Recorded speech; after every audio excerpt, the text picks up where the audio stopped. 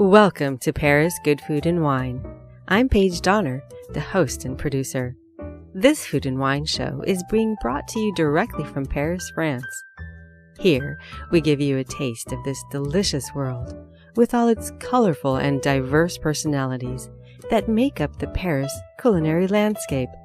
So, sit back and relax and enjoy Paris Good Food and Wine.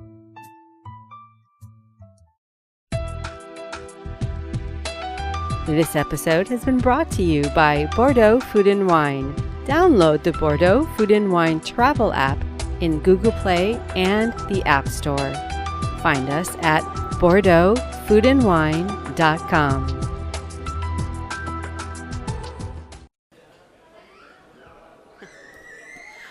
All right, well, all these lovely ambient sounds here come from this iconic place in the heart of old Bordeaux, and it's called the Marché de Capucins. But my friend and associate here, Dewey Markham Jr., friend, not so much associate but friend, is going to really set the stage for us because this is his neighborhood. Well, yeah, I mean, it is my neighborhood. When I first arrived here in Bordeaux in 1993, I lived just a few blocks from here by chance. And I discovered that I had as a neighbor this wonderful market. And I really came to appreciate it one evening, not long after my arrival, when I had a train. I was going to go to see some friends who were in Avignon. And the thing about the rail networks in France, same thing with the auto networks, is it's a hub and spoke system. And to get anywhere in France, you pretty much have to go through Paris. And so getting from Bordeaux to Avignon would have been faster to actually take the TGV, the high-speed train from Bordeaux, up to Paris, change train stations from Gare Montparnasse to Gare du Nord, and then take the TGV down to the Rhone Valley. But I decided I was going to take the local train, which meant leaving Bordeaux at about 4 in the morning. So I walked from where I was living over to the Gare Saint-Jean, the train station here in Bordeaux, and caught my train, but that brought me by this market, the Capucin market. And 4 o'clock in the morning, everything is really going full steam here because this is the market that a lot of professionals will come and buy their provisions at. And they will be operating starting around 1 o'clock in the morning. And then around 6, when the professionals have bought their meats and fish and vegetables or whatever, then the stall holders have lunch. That's what this cafe that we're sitting here at is all about. And then they get up at about 7:30 and go for the second part of their day when people like me, who are just cooking, at home, come to do their shopping. So because they have professionals here, the choice of material that you have here, the choice of just foods is great. It is very wide and really good quality. So that's just, where we're sitting here in Capucin. You made that distinction between a professional, shopping for a restaurant or someone cooking at home. But you bridge those two, because, when did you graduate from the Culinary Institute of America? Because chefing was kind of your first love, and then you sort of segged into wine. Well, chef is a word that really never really applied to me. As I've always explained it, a chef is somebody who tells other people in the kitchen what to do. When I worked in restaurants, I never even got to tell the dishwasher what to do. I just applied heat to food. I was a cook. But I did graduate from the Culinary Institute of America in 1984. And that was basically an outgrowth of my first experience in Paris. My first time in Paris was 1977. My first time in Europe, actually. And it was a whole other time in my life when, nothing to do with food, I was involved with film at the time. And basically I was on a cruise ship going through the Baltic with a film professor that I had at New York University, where I got my master's degree in film. And no, it's a whole story, but basically I ended up in Paris, which was supposed to be for a weekend, and turned out to be for a month. And fell in love with Paris. And as I say, because it was my first time in Europe, where I had gone through the Baltic, and every day, every other day on the cruise ship, it was, it was work on the ship, but we'd be in Bergen one day, and then Oslo another day, and then maybe 2 days in Stockholm and Copenhagen, and Leningrad, as it was called back then, etc., in Helsinki. But living in Paris for the whole month really allowed me to fit in with the rhythm of the city. And I really began to feel so very comfortable there. I just fell in love with Paris. And I said, I have to do something to be able to get back and live here for at least 2 years. And because at that time, professionally, I was working as a typesetter, and I spoke no French whatsoever. I knew that working with the French language was not going to be an option.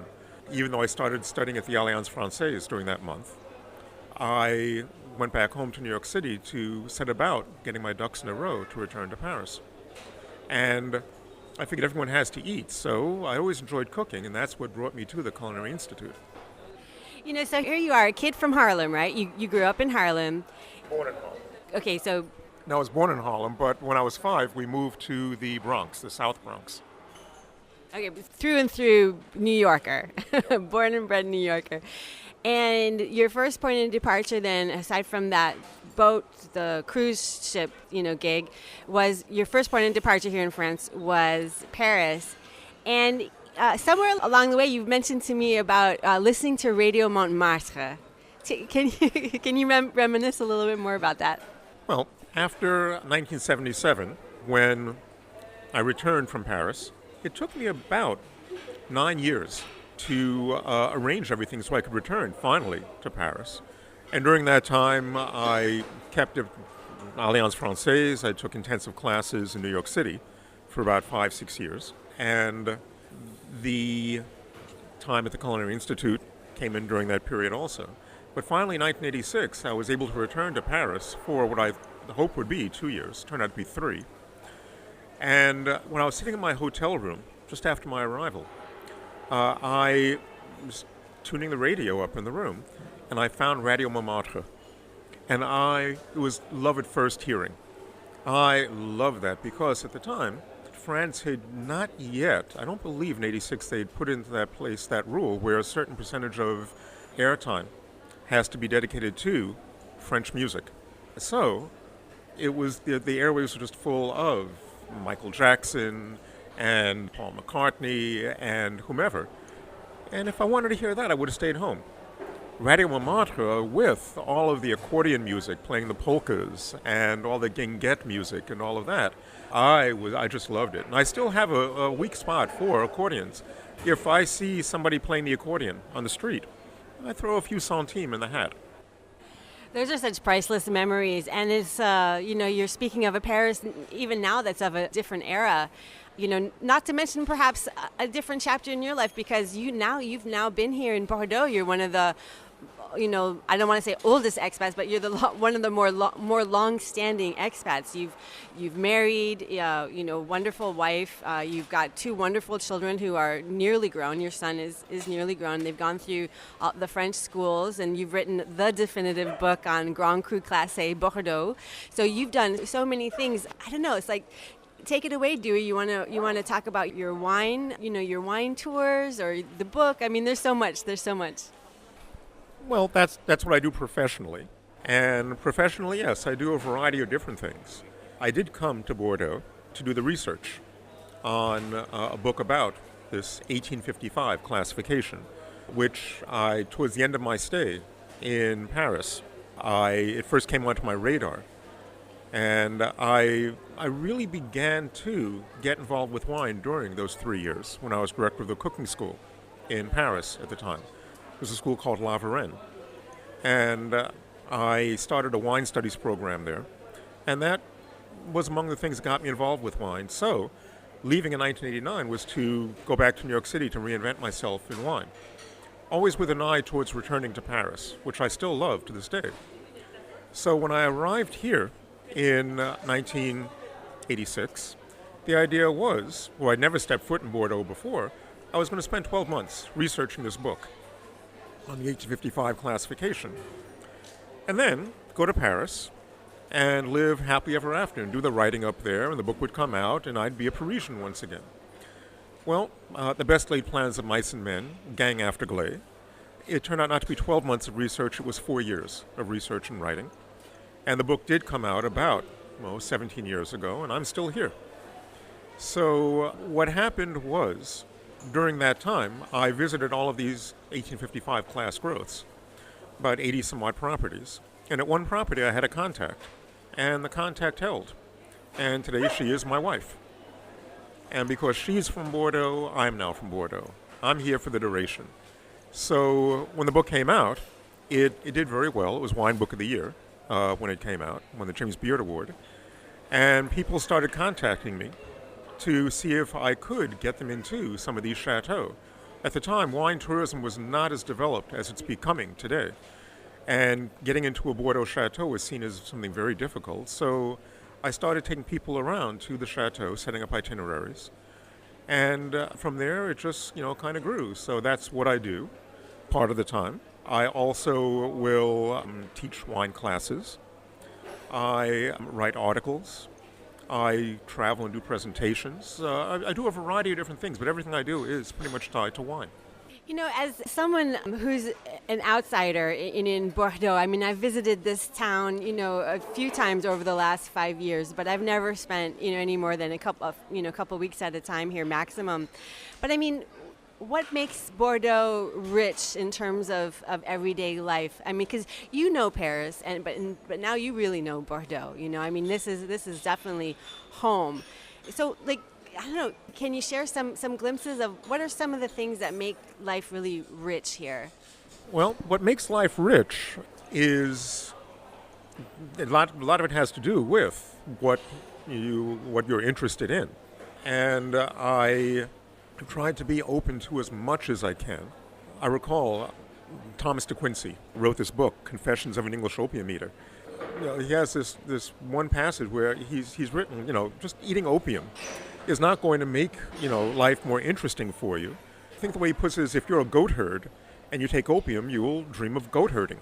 So I've always tried to be as open as I can to wherever it was I'm living, be it New York or Paris, and the same has gone for Bordeaux. I remember when I lived in Paris, I had the occasion to meet a woman who had been living in Paris for 20 years. And if she knew 3 words of French, that was a lot. Because Paris, which does have this really whole support system for Americans, you can spend your whole time going from the American College to the American Library to American Express to the American Hospital. You'll never talk to anyone in Paris. For me, again, just like wanting to listen to Radio Montmartre, listening with Radio Montmartre, I didn't want to just surround myself with Americans. And it's been the same thing here in Bordeaux.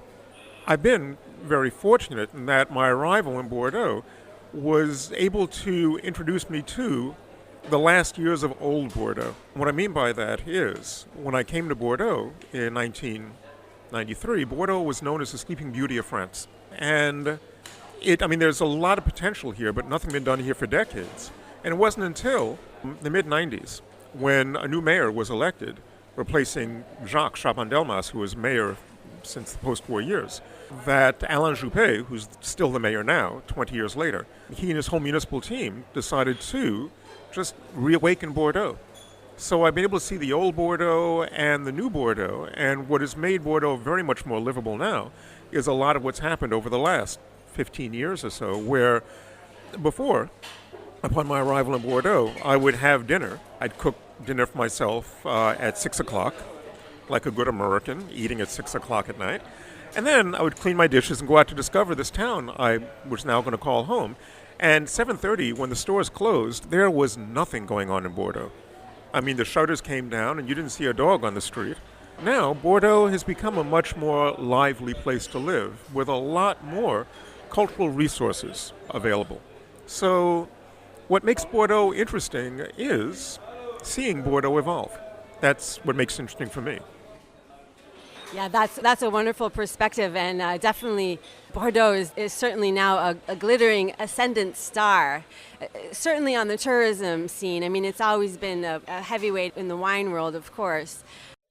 If you're just tuning in, we're speaking with Dewey Markham Jr., a resident expat of Bordeaux for over 2 decades, and the James Beard award-winning author of 1855, A History of the Bordeaux Classification. I'm Paige Donner, your host of Paris, Good Food and Wine.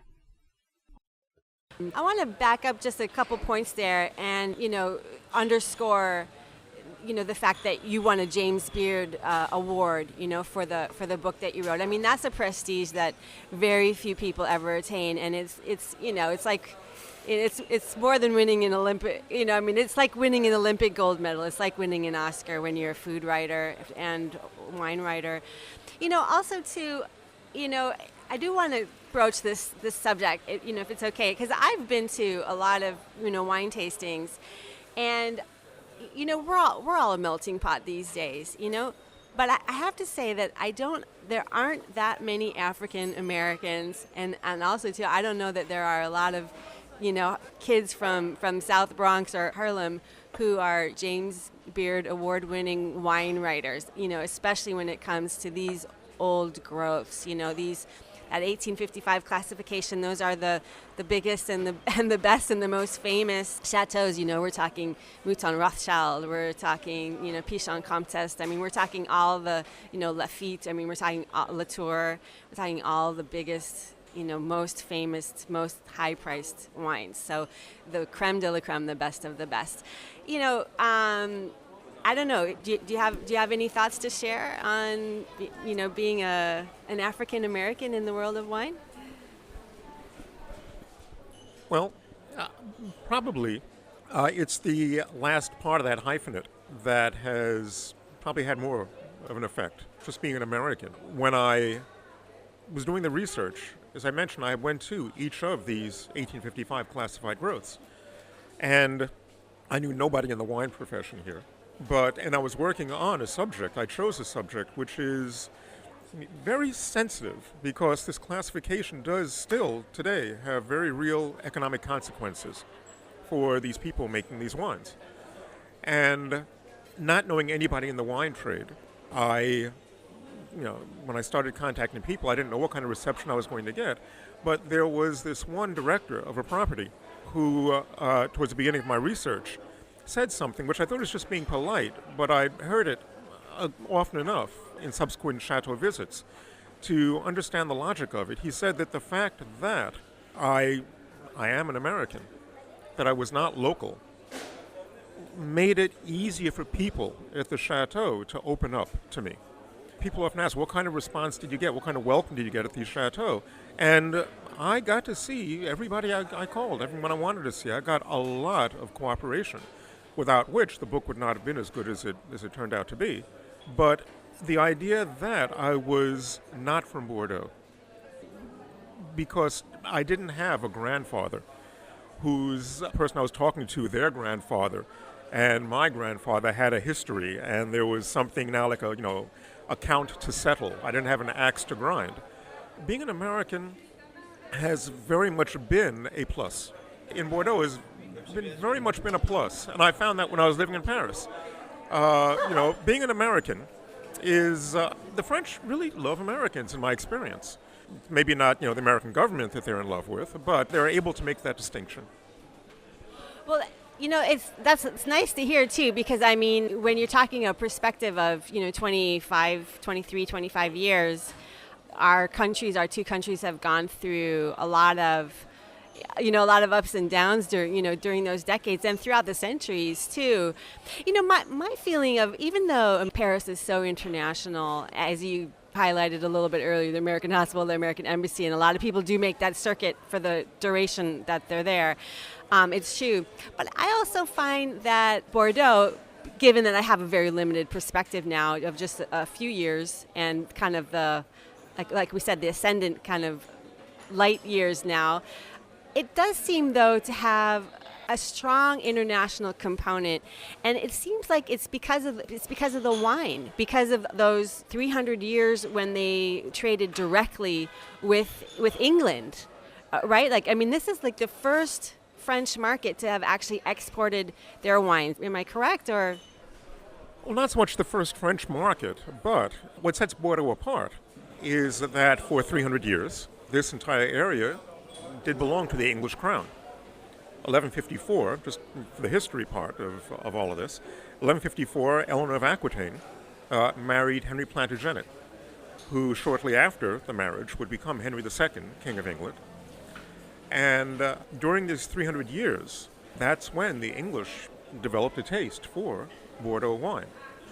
And it wasn't until 1453, with the Battle of Castillon, when the English were definitively driven out of their French possessions. But that English link still continues quite strongly, the trading, after a period where the English were no longer that present in the Bordeaux marketplace.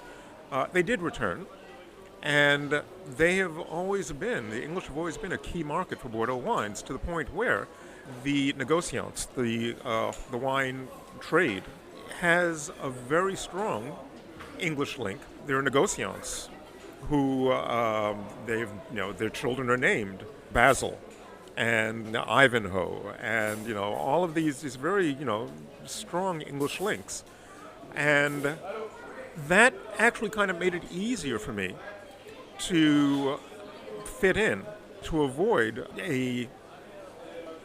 an American circle here, because most of the Anglo-Saxon experience that one has here is related to the English and not so much the Americans. So that is another way of finding fascination in Bordeaux, where I can not only get a French experience, but a bit of English as well. So strong English ties that go back centuries, and sort of a little bit newer American ties, maybe. Yes. So now, shifting to a tourism perspective for a bit, when you say you have friends or people who are really interested, clients, really interested in discovering wine, what kind of a dream itinerary would you kind of lay out for somebody? I mean, would it include the left bank and the right bank, or would it include the Arcachon base, Bassin d'Arcachon, or what would be about a week of a dream itinerary? Well, as far as Chateau go, I will occasionally have, because when people contact me, we exchange emails, occasionally someone will send me an email with, "Hi, I want to visit Chateau Latour, Chateau Lafite, Chateau Mouton, Chateau Margaux, Chateau Cheval Blanc." I mean, these are all first growth properties. And it is possible, in theory too, put together an itinerary like that, but what I've always tried to explain to people, and what I try to do when I put an itinerary together, you could visit only first growths, but what you really want to come away from Bordeaux with is an idea of what I call the personality behind the label. People often forget that these great wines are made by somebody who has made the conscious decision to do it this way and not that way, to have this style and not that style in the glass. And so I try to include at least one chateau where you can perhaps meet the chateau owner. And this means going to smaller properties. And that really makes for a very satisfying experience. That said, I've come to appreciate in the Bordeaux area, there is much more to it than wine. And so, yes, if you were to have a full week here and you wanted to spend an overnight or two outside of Bordeaux, by all means, go into the Dordogne Valley, spend a night in Sarlat, where, the gastronomic capital of Dordogne, one of the major culinary areas, gastronomic areas in France. A day trip out to Arcachon is nice. But again, go a bit further afield and spend an overnight in the Basque country. If you're really ambitious, spend an overnight just across the Spanish border, which is only about 2.5 hours away, and you go to San Sebastian. We will often do that if we have like a long 3-day weekend. And, just make a night of tapas, part of your itinerary. There's really a lot to do here in the Bordeaux region. That's said so diplomatically. Well, this trip for me was my big discovery.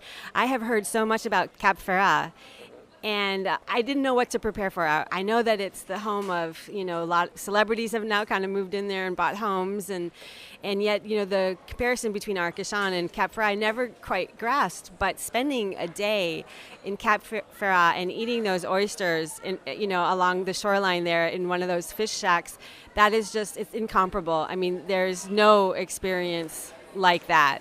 That is, I would say that for me, if I were ever to draw up a dream itinerary for somebody visiting this area, I would say you must you must go and eat oysters along the shoreline in one of those little fishing villages in Cap Ferrat.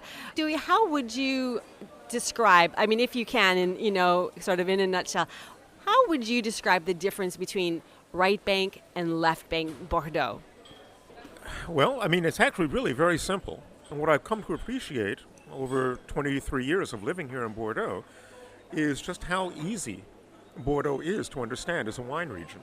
It basically comes down to, at its most basic, that the wines of the left bank are based on a predominance of Cabernet Sauvignon, and the wines of the right bank are mostly Merlot. And that simply comes down to the nature of the soil. Cabernet Sauvignon needs a very particular type of soil to ripen here in Bordeaux, and that is gravel. And the gravel, which is found in a sufficient concentration to really ripen Cabernet Sauvignon, is found only in the vineyards of the Médoc, to the north of Bordeaux City, and the Grave area to the south. Grave means gravel, actually, to give you an idea of how important the gravel is. So, left bank is very easy to understand when you look at a map of Bordeaux and you see there are three main waterways in Bordeaux. There is the Garonne River, which comes in from the south, has its origins in the foothills of the Pyrenees Mountains. Flows north, becomes the Gironde estuary, and continues on out to the Atlantic. Well, if you're on a raft floating along the Garonne River and then up to the Gironde, no steam, no sail, just carried along by the current, all the vineyards are passing on the left-hand side of the raft. That's the left bank. Simple as that. The right bank, however, is not what's on the right-hand side of, that river. The third major waterway, in addition to the Garonne River and the Gironde estuary, is the Dordogne, which comes in pretty much due east. It has its origins in the center of France, an area called the Massif Central. And if you're on a raft on that river floating along, what's on the right-hand side of that river, namely Saint-Emilion, Pomerol, and Fronsac, that's the right bank. But, make life easy, anything that is not the left bank, Bordeaux, Bordeaux Superior, made in the Entre-deux-Mers area, or one of the Côte regions, Côte de Bourg, Côte de Blaye, that's going to be majority Merlot also. So basically you have Cabernet Sauvignon, you have Merlot.